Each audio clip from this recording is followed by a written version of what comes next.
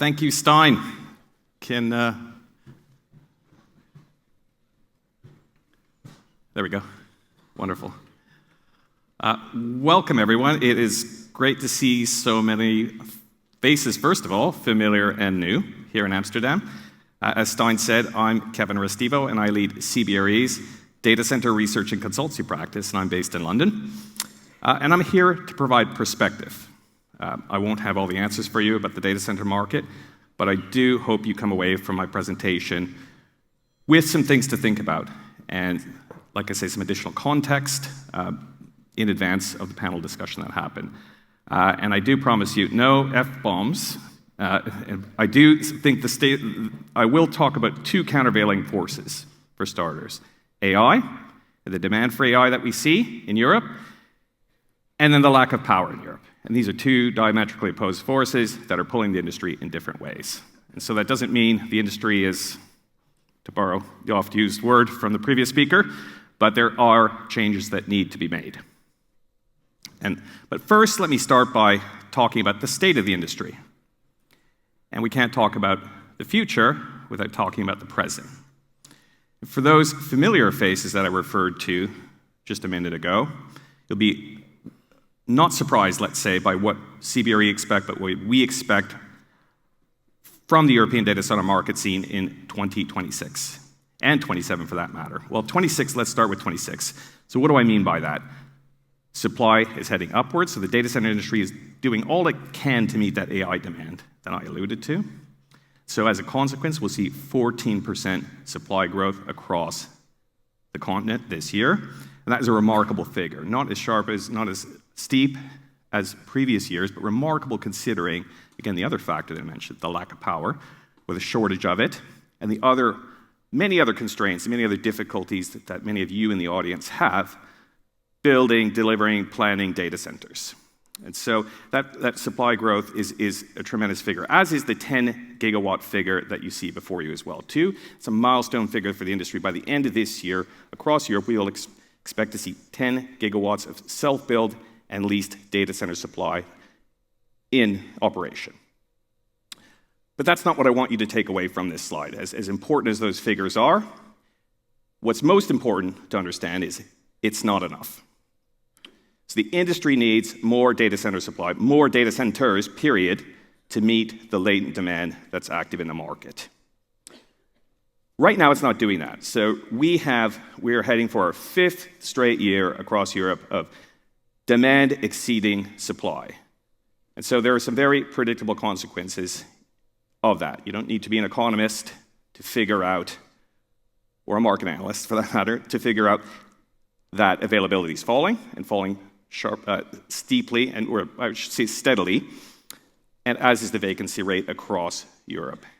Furthermore, prices are on the rise, and on the rise steadily, because of that shortage of capacity and the demand that I alluded to before.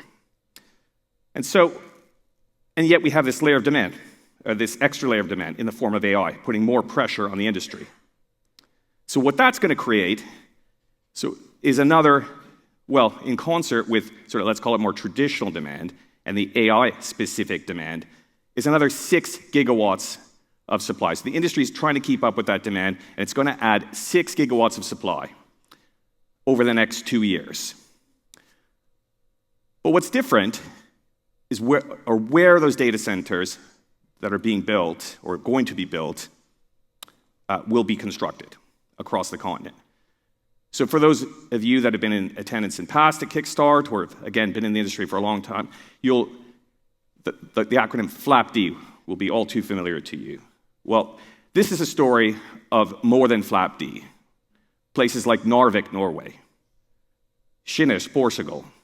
3-4 years ago, likely you hadn't heard of those locales. And now they're data center developments, destinations for those with equipment, those that want to place their AI kit or other kit. Those are just 2 examples. Many others.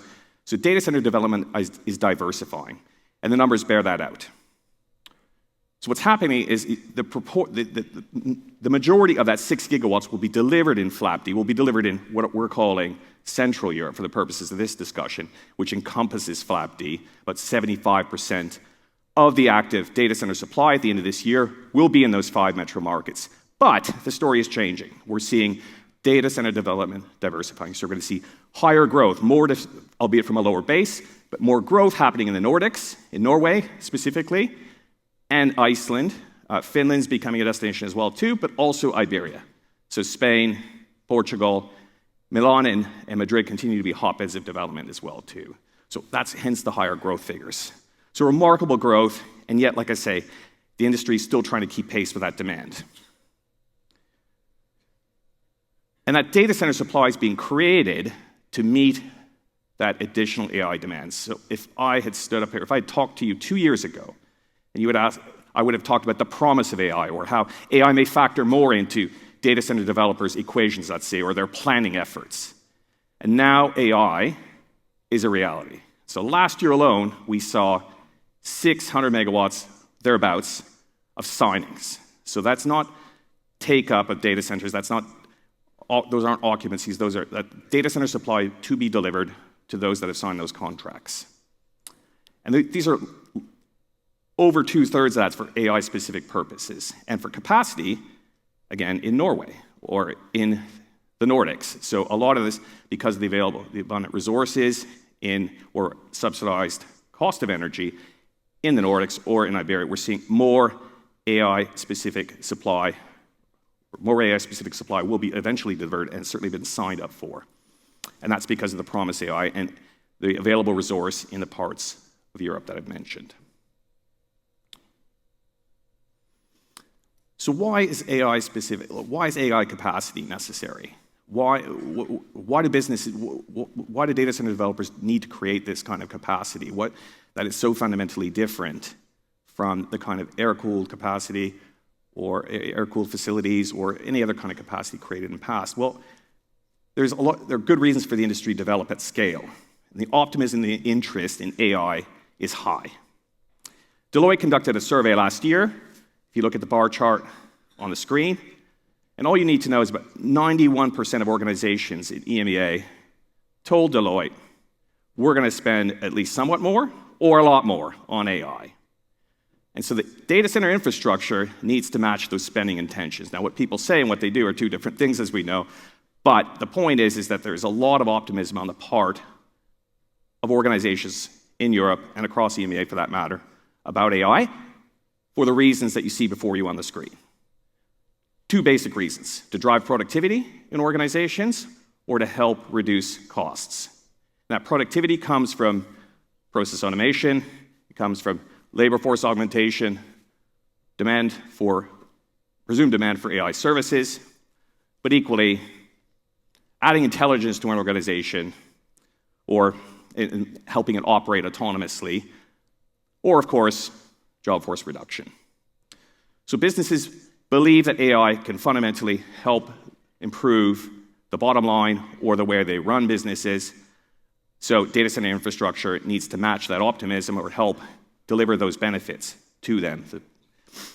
The problem is that there are a lot of factors that influence AI adoption. So the demand for AI services is growing, but still early days in Europe.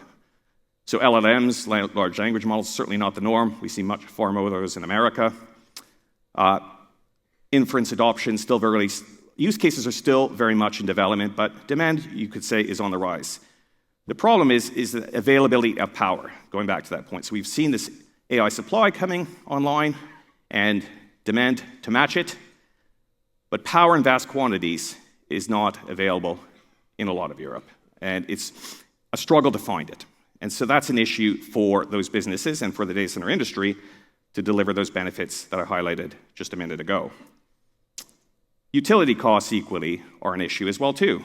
So if you were to build a facility for AI-specific purposes in UK or Germany, it may not be cost-effective because the higher comparative cost of power in those 2 countries. Those are just 2 examples, but it's why you see supply coming online in the Nordics or in Iberia, where the cost of power is considerably lower. And data center regulation as well too. So all these AI facilities are large consumers of power, and yet the providers will have to be compliant with regulation. And then equally, another sort of headwind, if you will, faced by businesses and the industry to deliver that supply is, of course, the acceptance of it. So the data center industry has a higher profile than ever across Europe, and not everyone wants to see one near them. And so governments may promote AI and AI data centers indirectly as a benefit to the country, but more public acceptance is needed for those businesses to have the AI supply delivered to them. And finally, I'd like to wrap up by saying greater change is needed to ensure the industry is needed to develop that capacity. So obviously, there's a lot more capacity that's going to required. And when I say obviously, at CBRE, we are predicting about 11 gigawatts of take-up by the end of AI-specific take-up will happen by the end of 2030. So there needs to be supply to match that demand. Power is increasingly a scarce commodity. It's a precious resource, harder to secure than ever. And I'm focusing, there are a lot of different constraints on the industry, but I'm focusing on power for a reason, because it is issue number one right now for the industry. And the industry needs to be a part of the solution.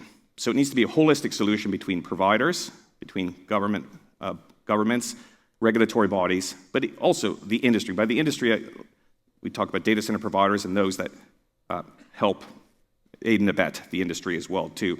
They need to be able to deliver data centers that operate more efficiently over the course of time, full stop.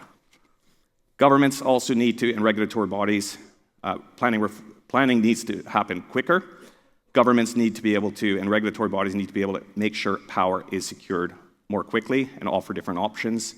We're starting to see that happen. In Ireland, for example, private wire connections are an option, but a lot more to be done in this respect. So again, a more holistic solution needed by multiple parties to ensure that the capacity needed by tenants, by not just AI providers, hyperscalers, enterprises, have the capacity they need going forward.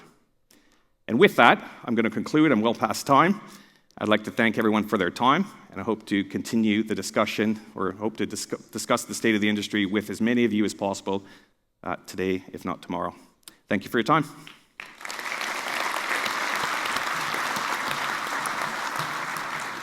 Thank you, Kevin. And if you look at sort of like the numbers, and if you look at also AI developments, if you look ahead, what are you looking at sort of like even further? What is your thoughts about the 10 years ahead? Are we coming more and more in a standstill, or do you see developments after that period? There's no question there'll be developments after 2030. The question is how much further. So there are a lot of developments planned. Not all of them will go forth between now and 2030.